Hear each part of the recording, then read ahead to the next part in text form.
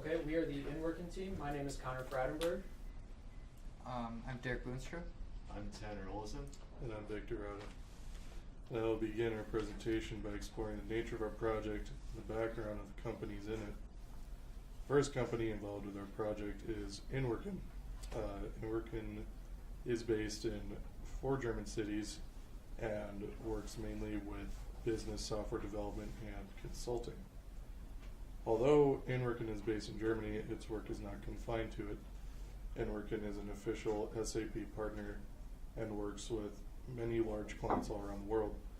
Some of these clients include companies such as Volkswagen, Audi, and Adidas, amongst many others.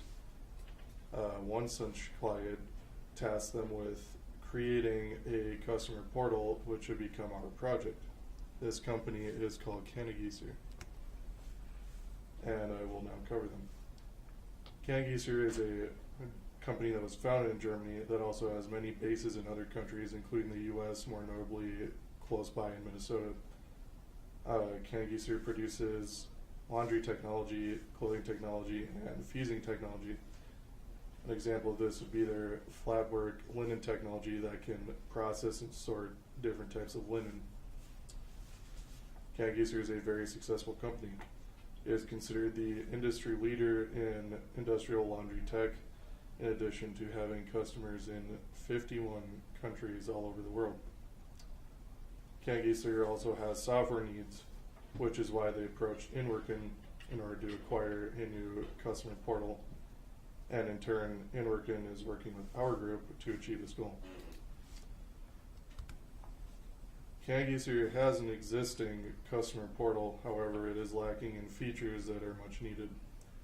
There are 4 broad parts that are to be added, which will be explained in greater detail later in the presentation. These features are an overview center that gives customers a review of their machines, a maintenance center where users can perform maintenance tasks and activities on their machines, a spare parts web shop, and lastly, a video center for tutorials and other informative content. There are a number of ways that Inwerken, in addition to our group, plan to implement these features. The first way is to provide a easy-to-use interface to allow for different levels of access for employees/customers. An example of this would be allowing employees to modify and respond to support tickets while customers would only be able to submit them. There's 2 distinct views in the maintenance cockpit that will be added. The first is the order view, in which customers can view their orders. They can view details regarding the machines in the orders, and they can view tutorials and information on their machines. And the second view is the machine view. In this, customers can perform maintenance tasks on machines. They can create support and maintenance tickets, and they're compatible with mobile devices. Keep in mind, this is just kind of a general overview of these views, and they will be explored in more detail later on. Tanner will now discuss the elements of our group schedule.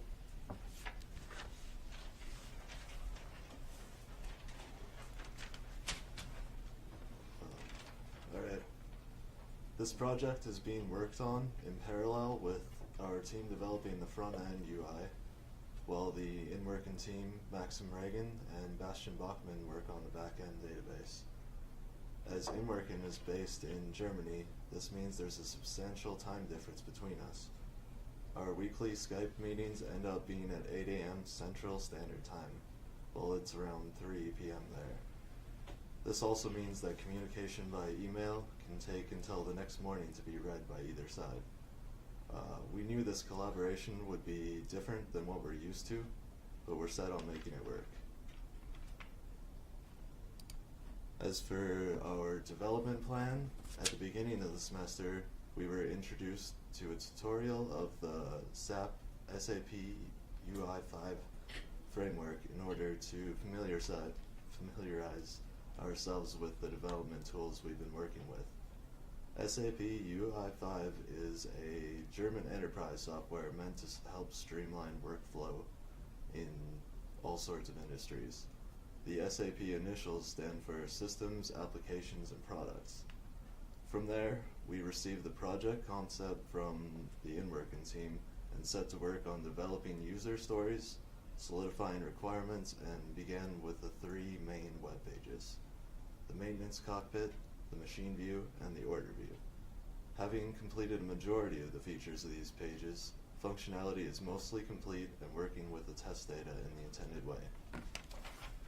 Alongside integrating our current progress with the backend database, we have a plan set in place for many other features, including user permissions, a login page, support for mobile devices, as well as push notifications.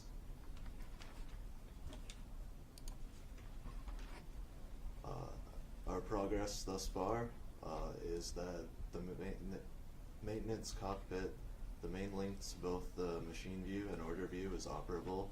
It can take us to both machine view and order view.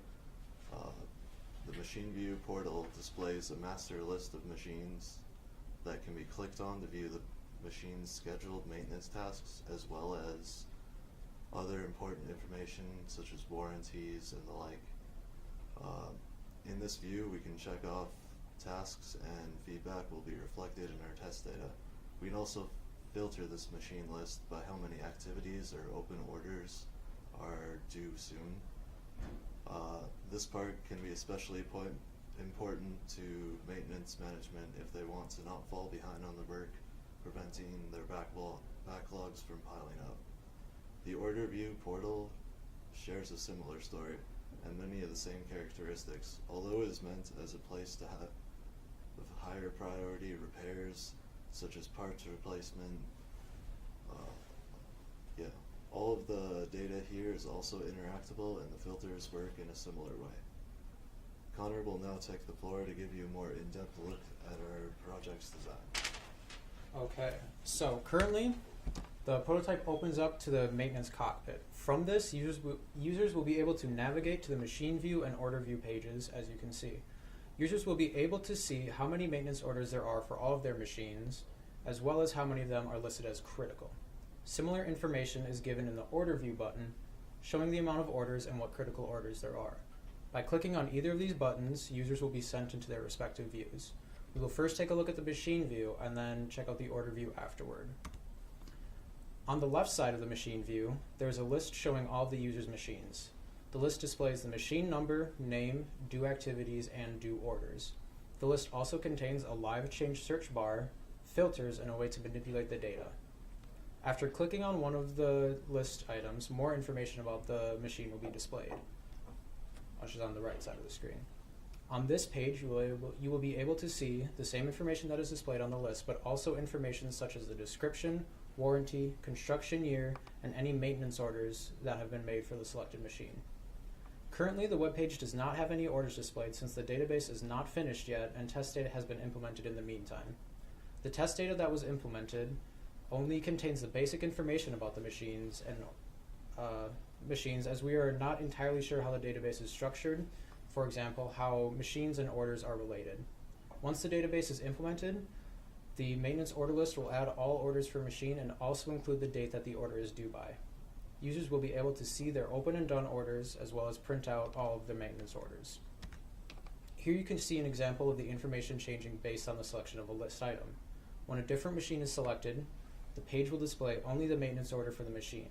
We hope that this way, users will find it easy to navigate between their machines and keep track of any maintenance orders for each machine. As I mentioned before, this list contains a filter. Currently, the filters that are included are machine name and number, which is how the list on the left has been filtered, and a filter dependent on how many orders a machine has. For example, the filter on the right has been made to only show machines that are between 2 and 6 orders. And this way it will be easy for users to keep track of all their machines and if one has too many orders or whatnot. Now we'll take a look at the order view page.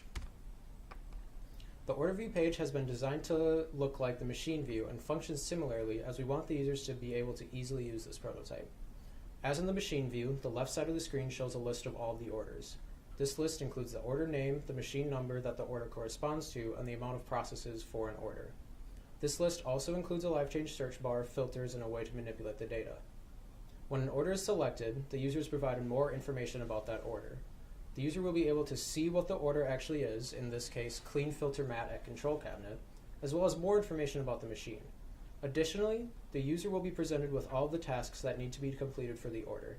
Similar to the machine view, we don't currently have the data to be able to display all of this in the way we would like, as we had to make test data, and we weren't sure exactly how the orders and tasks are related. Hopefully, when we are able to connect with the database on the back end, it should be quite easy to display the necessary missing data for both the machine view and the order view.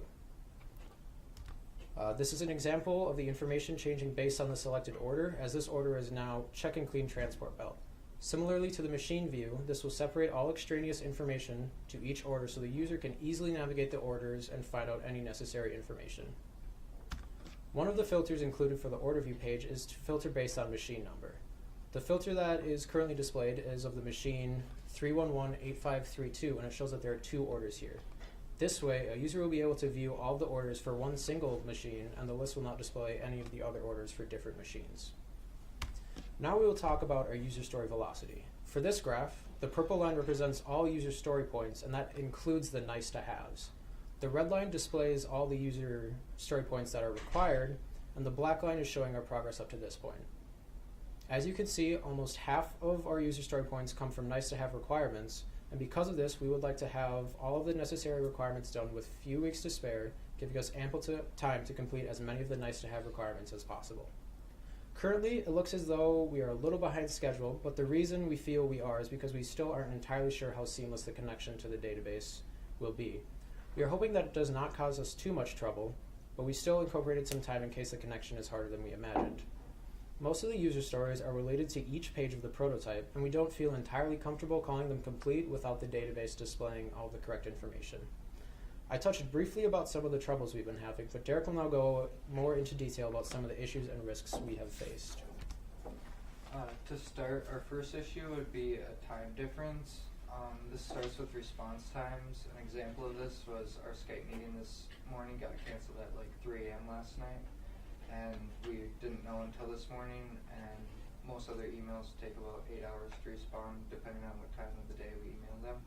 And then also meeting times are influenced by this. We can really only meet in the morning, which catches them at the end of their workday. Another issue we have is language barrier. Sometimes when we ask questions, we don't always think that we get the best response we maybe could have, and it kind of leaves us short on the requirements sometimes, and also just some other misunderstandings. Another issue we're having is linking to the database. Like Connor said, we're unable to finish some of our front-end pages because we aren't totally sure how the data is going to interact with the front end. Another issue we're having is frequent communication. Right now we only have one meeting every week, and say we had a company in Fargo that we could actually meet with, there might have been a longer meeting in place because most of the time our meetings are max like 30 minutes, and we don't always get very much information shared during those meetings. And another issue we're having is a prototype mindset. Since it is a prototype, we don't have all the requirements necessarily laid out of how we want to complete it, and so we're trying to get the nice to haves and finish what they want, but sometimes we're not totally sure exactly what they want. For the reflection, we think it's pretty good that we're working with a team from a different country. It's giving us good skills with working with a different team. Since they're working on the database and we're working on the front end, we're working as 2 different teams, and it's good that they're separate from us and we have to communicate to try to make it work together. Some next steps is we're getting a login page. Once we get the login page, we'll be able to identify what user is using the system, and this way we can filter out some of the data that's incorporated with the user. We also want to get mobile and tablet integration because the companies might want to use tablets on the floor, and it would be good to have the software on the tablet, and also push notifications when there's urgent tasks that need to be done. It would be good to send the user who needs to fix that push notifications so they know to do it right then and there. And any questions? Yeah, got a few. One was just up there. Can you handle multiple simultaneous users? Is your app set up so you can do that? I mean, it should. It isn't. We're still just like kind of doing the base. So once we get the database and everything, then I think that'll be easier to see and make sure. Because as of right now, we just like have the data implemented with the prototype. I'd probably suggest you try multiple users Yeah. as soon as you can, because I've seen that in the past.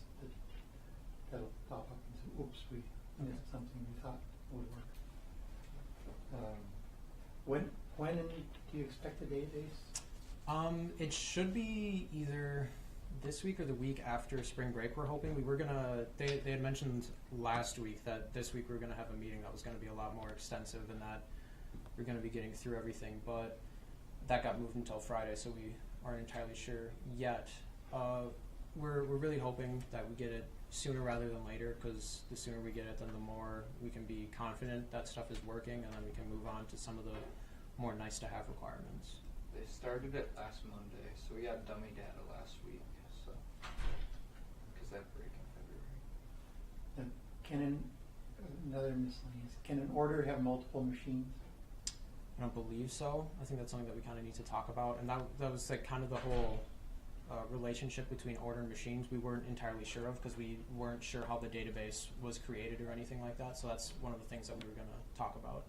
I would be pretty sure that you would want that, because you might put an order in that says, clean the filters on all Yeah. these 10 machines or something, Yeah. instead of having to do. Mm-hmm. 10 That's orders. definitely something that we were going to figure out with when we had more knowledge about the database, because as of right now we really just know that there are orders and machines. Make sure you don't exclude being able to do that. Yeah.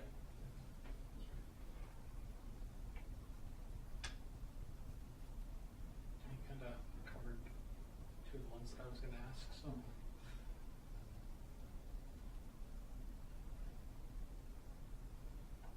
I think that's my questions. Okay. Thank you. Thank you. Big